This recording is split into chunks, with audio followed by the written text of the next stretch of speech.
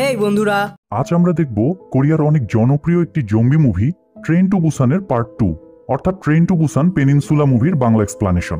তো চলুন শুরু করা যাক। সিনেমার শুরুতে দেখা যায় কোরিয়ার একটি দ্বীপ পেনিনসুলা জম্বি ভাইরাসে ভরে গিয়েছে, আর তাদের হাত থেকে বাঁচতে ক্যাপ্টেন জিং সিওক তার বোন সহ তার ফ্যামিলিকে নিয়ে যাচ্ছিল একটি জাহাজে তুলে দিতে, যে জাহাজ তাদের কোরিয়া থেকে বাইরে নিয়ে যাবে। কিন্তু যাবার সময় রাস্তায় এক ব্যক্তি সিওকের থেকে সাহায্য চায়। লোকটি বলে তার পরিবারকে তাদের সাথে নিয়ে যেতে, কিন্তু সিওক লোকটির গায়ে রক্ত দেখে ভাবে হয়তো সেও জম্বি এফেক্টেড। এটা ভেবে তাদের রেখে যখন সিওক সামনে যেতে থাকে, তখন লোকটির ওয়াইফ সিওককে অনেক রিকোয়েস্ট করে যেন অন্তত সে তার মেয়ে দুটিকে বাঁচায়, কিন্তু সিওক নিরুপায় হয়ে তাদের রেখে সেখান থেকে চলে যায়। যাই হোক, সিওক তার বোনের পরিবার সহ শিপে পৌঁছে যায়, আর শিপটি কোরিয়া থেকে জাপানের উদ্দেশ্যে রওনা দেয়। মাঝপথে সিওক জানতে পারে জাপানের বদলে শিপটিকে হংকং নিয়ে যাওয়া হচ্ছে।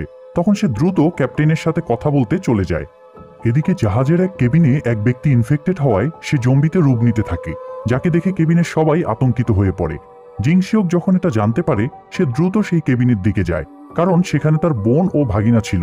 সিওক কেবিনের সামনে আসলে সেখানেই সে জম্বিটাকে দেখতে পায়, আর সাথে সাথে সিওক তাকে শুট করে দেয়। এরপর সে কেবিনের ভেতর গিয়ে যা দেখে তা আসলেই ভয়ানক ছিল। কেবিনের সকল যাত্রী ইনফেক্টেড হয়ে পড়েছে, যাদের মধ্যে তার ভাগিনাও ছিল, আর এসব যাত্রীরা যে কোনো সময় জম্বিতে রূপ নিতে পারে। এটা ভেবে সিওক তার বোনকে সেখান থেকে নিয়ে যাওয়ার চেষ্টা করে, কিন্তু তার বোন তার ছেলেকে রেখে যেতে চায় না। আর দেখতে দেখতেই সবাই জম্বিতে রূপ নিতে থাকে। জম্বিগুলো জিংসিওককে অ্যাটাক করলে সে তাদের শুট করতে থাকে। সে দেখে তার ইনফেক্টেড ভাগিনা তার বোনকে অ্যাটাক করছে, কিন্তু সিওক নিরুপায়, তাই সে কিছুই করতে পারে না। ঠিক তখনই সিওকের বোনের স্বামী সেখানে চলে আসে। সিওক কেবিনের দরজা বন্ধ করে তাকে বাইরে আটকে দেয়। দরজার বাইরে থেকে জিংসিওক দেখতে থাকে ভেতরে তার বোনকে জম্বিগুলো অ্যাটাক করছে। চোখের সামনে নিজের বোনকে জম্বিতে রূপ নিতে দেখেও সিওক নিরুপায় হয়ে থাকে, যা এই মুভির সব থেকে ইমোশনাল মোমেন্ট ছিল। আর এখানে রিভিল করা হয় এতক্ষণ যা কিছু ঘটছিল তা ছিল 4 বছর পূর্বের ঘটনা। এরপর সিন চেঞ্জ হয়ে 4 বছর পর, অর্থাৎ বর্তমান সময় দেখানো হয়, যেখানে জিংসিওক ও তার দুলাভাই হংকংয়ে বসবাস করছিল। কিন্তু হংকংয়ের স্থানীয় বাসিন্দারা তাদের পছন্দ করত না, কারণ তারা শরণার্থী ছিল। একদিন একটি গ্যাং সিওকদের তুলে নিয়ে যায় তাদের বসের কাছে। তাদের বস সিওকদের একটি কাজের অফার দেয়। সে বলে 4 জনের একটি টিম করে তাদের পুনরায় পেনিনসুলায় যেতে হবে, যেটি বর্তমানেও কোয়ারেন্টাইনে ছিল এবং জম্বিতে ভরপুর ছিল। তাদের টার্গেট হলো সেখানে একটি ফুড ট্রাকের ভেতরে থাকা $20 মিলিয়ন সহ ট্রাকটি সেখান থেকে বের করে আনতে হবে, যার বিনিময়ে তাদের $2 মিলিয়ন দেওয়া হবে। সেই সাথে লোকটি তাদের জম্বিদের হাত থেকে বাঁচার জন্য কিছু পরামর্শ দেয়। সে বলে জম্বিগুলো রাতে চোখে দেখে না, তাই তারা এই কাজটি সহজে করতে পারবে। সিওকদের একটি স্যাটেলাইট ফোন দেওয়া হয়, যেন কাজ সম্পূর্ণ হলে তারা যোগাযোগ করতে পারে। এরপর শিপের সাহায্যে তাদের টার্গেট লোকেশনে পৌঁছে দেওয়া হয়। সিওক গাড়ি থেকে নেমে একটা ট্রাক চেক করে দেখে সেটি তাদের টার্গেটের ট্রাক না। ফিরে আসার সময় সে দেখে একটি ভেঙে পড়া বিল্ডিং পুরোটাই জম্বিতে ভরা, আর সেটি কাচের বিল্ডিং হওয়ায় যে কোনো সময় জম্বিগুলো বাইরে বেরিয়ে আসতে পারে। তাই সে দ্রুত তার গাড়িতে এসে বসে। এরপর তারা তাদের টার্গেটের ট্রাকটি খুঁজে পায়। এরপর সিওক তার 2 পার্টনার সহ ট্রাকের দিকে যেতে থাকে। সিওক বুঝে যায় সেখানে তারা ছাড়াও অন্য কেউ রয়েছে যারা তাদের ফলো করছে। এরপর তারা দেখে ট্রাকটি টাকায় ভরা ছিল, তার মানে তারা সঠিক ট্রাকটি খুঁজে পেয়েছিল। এবার তাদের ফিরে আসার পালা। তারা দেখে ট্রাকের ড্রাইভারটি একটি জম্বি। তারা ভাবে জম্বিটি হয়তো মারা গিয়েছে, কিন্তু তাদের এই ধারণা ভুল ছিল। যখনই তারা ট্রাকের ভিতরে ঢুকে যায়, জম্বিটি তাদের অ্যাটাক করে। আর এ সময় ট্রাকের হর্নে চাপ লাগার কারণে এত জোরে শব্দ হয় যে সেখানে সব জম্বি অ্যালার্ট হয়ে যায় আর তাদের দিকে ছুটে আসতে থাকে। সিওক তখন ট্রাক ড্রাইভারটিকে মেরে ফেলে আর তাদের একজন ট্রাকটি স্টার্ট করে। এদিকে সিওক বাকি জম্বিদের মারতে থাকে, কিন্তু তাদের সংখ্যা বেশি হয় সে দ্রুত গিয়ে ট্রাকে বসে পড়ে। অনেক বাধার পরেও তারা ট্রাকটিকে সেখান থেকে বের করতে সক্ষম হয়। তখন সিওক স্যাটেলাইট ফোনটি বের করে, কিন্তু সেটি ব্যবহার করার আগেই কেউ তাদের সামনে কিছু লাইট নিক্ষেপ করতে থাকে। এটা মূলত একটি ট্র্যাপ ছিল, যেন লাইটের আলো দেখে জম্বিগুলো তাদের দিকে আসতে থাকে। আর ফাইনালি সেটাই হয়, জম্বিগুলো আবার দল বেঁধে তাদের দিকে আসতে থাকে। এদিকে জম্বিদের ভয়ে দ্রুত গাড়ি চালাতে গিয়ে তাদের গাড়িটি ক্র্যাশ হয়ে যায়, আর তাদের ট্র্যাকটি সোজা গিয়ে সেই গাড়ির সাথে ধাক্কা লাগে। এতে করে সিওক সিটকে বাইরে পড়ে যায়। সে খেয়াল করে দেখে জম্বিগুলো তার সাথীদের অ্যাটাক করছে। এদিকে সিওকের এক সাথী চুনমিং, যে তার দুলাভাই ছিল, সে লুকিয়ে ট্রাকের ভিতরে ঢুকে পড়ে। সিওক জম্বিদের সাথে লড়াই করতে থাকে একা একা। এক পর্যায়ে সে ক্লান্ত হয়ে হাল ছেড়ে দেয়। তখনই একটি গাড়ি আসে সামনে। গাড়িটি মূলত জুন নামের একটি মেয়ে ড্রাইভ করছিল, যার সাথে তার ছোট বোনও ছিল। তারা সিওককে গাড়িতে নিয়ে সেখান থেকে পালাতে থাকে, কিন্তু জম্বিগুলো চারিদিক থেকে ছড়িয়ে ছিটিয়ে ছিল, তাই সেখান থেকে বের হওয়া তাদের জন্য মোটেও সহজ ছিল না। হঠাৎ জুন তাদের গাড়ি একটি ব্রিজের নিচে পার্ক করে, কারণ সামনে একদল জম্বি ছিল। এ সময় জুনের ছোট বোন ইউজিন দারুণ বুদ্ধিমত্তার পরিচয় দেয়। সে তার রিমোট কন্ট্রোল গাড়ি দিয়ে জম্বিগুলোর মনোযোগ নষ্ট করলে তারা সেখান থেকে সরে যায়, আর জুন সহজেই তাদের গাড়ি নিয়ে সেখান থেকে বেরিয়ে আসে। যাই হোক, এরপর তারা তাদের বাড়িতে পৌঁছে যায়। তাদের বাসায় গিয়ে শিওক জুনের বাবা মাকে দেখে বুঝতে পারে এই পরিবারটি সেই পরিবার যারা 4 বছর পূর্বে রাস্তায় শিওকের থেকে সাহায্য চেয়েছিল। 4 বছর আগে শিওক যেই মেয়েদের জীবন বাঁচাতে অস্বীকার করেছিল, অথচ আজ সেই মেয়েগুলোই তার জীবন বাঁচিয়েছে।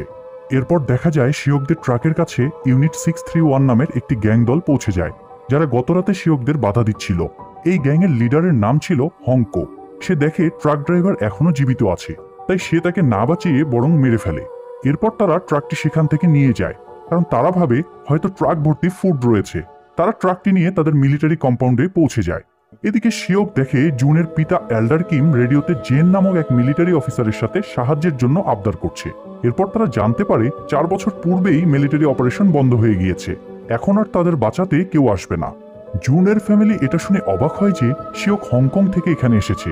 4 বছরে তাদেরকে কেউ বাঁচাতে না আসলেও সামান্য টাকার জন্য মুহূর্তের মধ্যে শিওক এখানে চলে আসে। জুনের মা শিওককে প্রশ্ন করে তার বাকি সাথীদের ব্যাপারে, তখন শিওক বলে তারা মারা গিয়েছে। এদিকে গ্যাংয়ের লোকেরা যখন ট্রাকটি খুলে তখন তারা চুনমিংকে দেখতে পায়। তখন তারা তাকে আটক করে একটি গেমের জন্য নিয়ে যায়। এরপর তাদের মধ্যে একজন ট্রাকটি চেক করার সময় যখন ব্যাগগুলো খোলে তখন সে অবাক হয়ে যায়।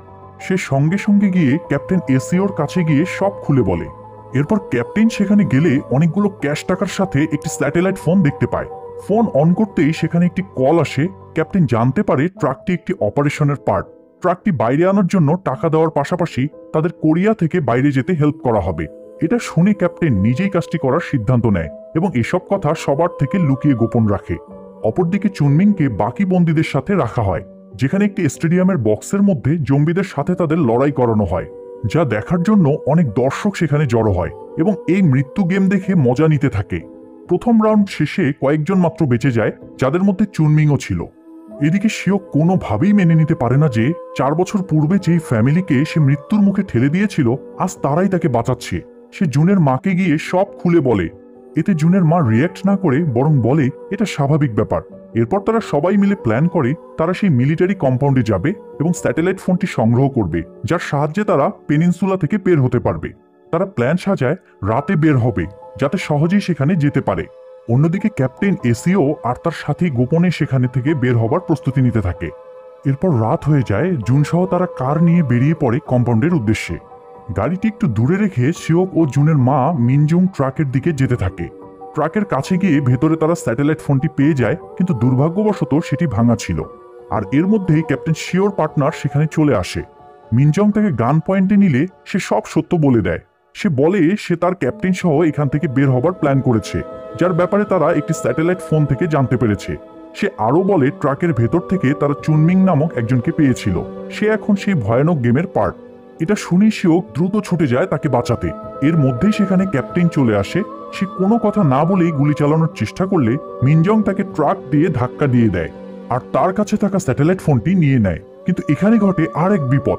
গুলির আওয়াজে আশেপাশের জম্বিগুলো জেগে যায় আর দল বেঁধে তাদের দিকে আসতে থাকে। যাই হোক, শিওক সেই বক্সিং রিংয়ে পৌঁছে যায় আর জম্বিদের হাত থেকে চুনমিংকে বাঁচিয়ে নেয়। জম্বি আর গ্যাং মেম্বারদের হাত থেকে বেঁচে সেখান থেকে পালানোর সময় এক জম্বি শিওককে ধরে ফেলে। এমন অবস্থায় চুনমিং এর কাছে দুইটি অপশন ছিল, হয় সে নিজের জীবন বাঁচিয়ে পালিয়ে যেতে পারত অথবা বন্দুক দিয়ে শিওককে বাঁচাতে পারত। সে দ্বিতীয় অপশন বেছে নিয়ে বন্দুক দিয়ে জম্বিদের মেরে শিওককে বাঁচিয়ে নেয়।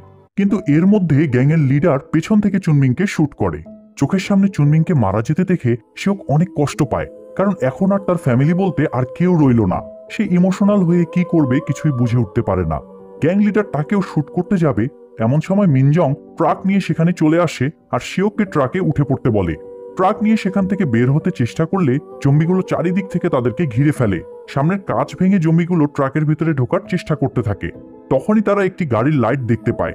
মূলত গাড়িটি আর কেউ নয় বরং জুন চালাচ্ছিল। সে লাইটের সাহায্যে জম্বিগুলোর মনোযোগ ঘুরিয়ে তার দিকে নেয়।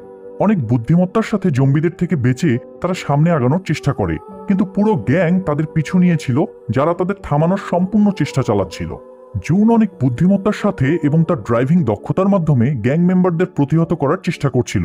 এমন সময় গ্যাং লিডার বুদ্ধি করে তাদের গাড়ির হেডলাইটগুলো অন করে দেয় যাতে জম্বিগুলো জেগে যায় আর শিয়কদের রাস্তা ব্লক করে দেয়।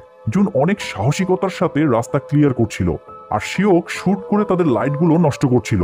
এভাবে তারা সামনে এগিয়ে যায় আর পেছনে গ্যাং মেম্বারদের গাড়িগুলোকে জম্বিরা আটকে দেয়। পোর্টে পৌঁছে তারা দেখে শিপ তাদের জন্য অপেক্ষা করছে। এটা দেখে তারা খুব খুশি হয়ে যায়। ঠিক এমন সময় একটি গাড়ি এসে তাদের গাড়িকে জোরে ধাক্কা দেয়। এটা দেখে মিনজং অনেক শকড হয়ে যায়, কারণ সেই গাড়িতে তার পুরো পরিবার ছিল। এদিকে দেখা যায় গাড়িতে ধাক্কা দেওয়া লোকটি আর কেউ নয়, বরং ক্যাপ্টেন শিও ছিল। সে জুনকে গান পয়েন্টে ধরে বলে সবার অস্ত্র ফেলে দিতে। এই অবস্থায় সেই ছোট মেয়ে ইউজিন আবার তার বুদ্ধিমত্তার পরিচয় দেয়। সে তার রিমোট কন্ট্রোল গাড়ি দিয়ে ক্যাপ্টেনের মনোযোগ নষ্ট করার চেষ্টা করলে জুন নিজেকে ছাড়িয়ে নেয়, কিন্তু ক্যাপ্টেন ইউজিনকে দেখে ফেলে। সে তাকে উদ্দেশ্য করে গুলি করলে একজন তার সামনে চলে আসে আর ইউজিন বেঁচে যায়। মিনজং বন্দুক উঠাতে চেষ্টা করলে ক্যাপ্টেন তার পায়ে শুট করে দেয় আর ট্রাক নিয়ে সেখান থেকে চলে যায়। আর শিয়করা পুনরায় আরেকবার পেনিনসুলাতে ফেসে যায়। ক্যাপ্টেন ট্রাক নিয়ে শিপে পৌঁছে গেলে তারা চেক করতে থাকে ট্রাকে টাকাগুলো আছে কিনা। ওয়াদা মোতাবেক ট্রাক রিসিভ করার পরও তারা ক্যাপ্টেনকে শুট করে দেয়, কিন্তু ক্যাপ্টেন তারপরও জীবিত থাকায় সে ফুল স্পিডে ট্রাক রিভার্সে চালিয়ে শিপের দরজা খুলে দেয়। দরজা খুলতেই জম্বিগুলো শিপের ভেতরে চলে আসে। এতগুলো জম্বি তাদের পক্ষে কন্ট্রোল করা সম্ভব ছিল না, তাই ক্যাপ্টেনের মৃত্যুর সাথে সাথে তারাও সেখানেই মারা যায়। আর দূর থেকে শিয়ক ও জুনের ফ্যামিলি তা দেখতে থাকে। এদিকে দেখা যায় ক্যাপ্টেন যখন মেয়েটিকে শুট করছিল তখন তার সামনে আসা লোকটি আর কেউ নয়, বরং জুনের বাবা এল্ডার কিম ছিল। আর সবার সামনে সে আস্তে আস্তে মৃত্যুর কোলে ঢলে পড়ে। কিমের মৃত্যুর পর সেখান দিয়ে একটি মিলিটারি হেলিকপ্টার যাচ্ছিল, আর তা দেখে জুনরা নিচ থেকে সিগন্যাল দিয়ে হেলিকপ্টারের দৃষ্টি আকর্ষণ করে। জম্বিগুলো তাদের পিছু নিলে মিনজং সেখান থেকে পালাতে পারে না, কারণ তার পায়ে গুলি লেগেছিল। শিয়ক এবার তাকে ওয়াদা করে যে সে তার মেয়েদের এবার জীবন দিয়ে হলেও রক্ষা করবে। শিয়ক মেয়ে দুটিকে নিয়ে হেলিকপ্টারের দিকে এগোতে থাকে, আর পেছন থেকে মিনজং তাদের জম্বিদের হাত থেকে বাঁচাতে থাকে। সে একটি ট্রাকে বসে তার হর্ন প্রেস করে দেয় যাতে সব জম্বি তার কাছে চলে যায়। প্রিয় দর্শক, এটাই সম্ভবত ছেলেমেয়েদের প্রতি তাদের বাবা মায়ের ভালোবাসার মাত্রা। যাই হোক, তারা চপারের কাছে পৌঁছে জুন দেখে তাদের হেল্প করতে আসা অফিসার আর কেউ নয়, বরং অফিসার জেন ছিল, যার সাথে তার বাবা রেডিওতে কথা বলছিল। জুন অফিসারকে বলে তার মাকে বাঁচানোর কথা, কিন্তু পরিস্থিতি তাদের হাতের নাগালের বাইরে চলে যাওয়ায় অফিসার তাকে মানা করে। তখন জুন তার বন্দুক দিয়ে অফিসারকে গান পয়েন্টে নিয়ে ভয় দেখায়। তার মানে এবার আমরা বুঝতে পারি সন্তানরাও তার বাবা মাকে ঠিক কতটা ভালোবাসে। এদিকে দেখা যায় জুনের মা নিজেই নিজেকে শেষ করে দেওয়ার সিদ্ধান্ত নেয়। এটা দেখে জুন অনেক ইমোশনাল হয়ে পড়ে। তারা দুই বোন কান্নায় ভেঙে পড়ে। শিয়ক মেয়ে দুটিকে দেখে যখন তাদের মায়ের দিকে তাকায় তখন তার বোনের কথা মনে পড়ে, যাকে 4 বছর পূর্বে সে জম্বিদের মধ্যে ছেড়ে দিয়েছিল। প্রিয় দর্শক, এই মুভিটি হয়তো জুনের মায়ের মৃত্যু দিয়ে শেষ হলেও হতে পারত, কিন্তু না, এমনটা ঘটেনি। বরং শিয়ক জানতো প্রিয়জনদের হারানোর কষ্ট কতটা, তাই সে আর সেম ভুল পুনরায় করতে চায় না। আর তাই সে জুনের মায়ের দিকে ছুটে যায় তাকে বাঁচানোর জন্যে, এবং শিয়ককে দেখে জুনের মাও তার সিদ্ধান্ত বদলে নেয়। সে ফাইট ব্যাক করে জম্বিদের ফায়ার করতে থাকে, আর অপর প্রান্ত থেকে শিয়কও জম্বিদের অ্যাটাক করতে থাকে। কি ভাবছেন, জুনের মা কি এখানে বাঁচবে নাকি মারা যাবে? হ্যাঁ, এটাই ঠিক। অনেক চেষ্টার পর জুনের মা আসলেই বেঁচে যায়, আর তারা 4 জন সহি সালামতে হেলিকপ্টারে উঠে পড়ে, আর তাদের সেখান থেকে রেস্কিউ করে নেওয়া হয়। আর এখানেই মুভিটির সুন্দর সমাপ্তি দেখানো হয়।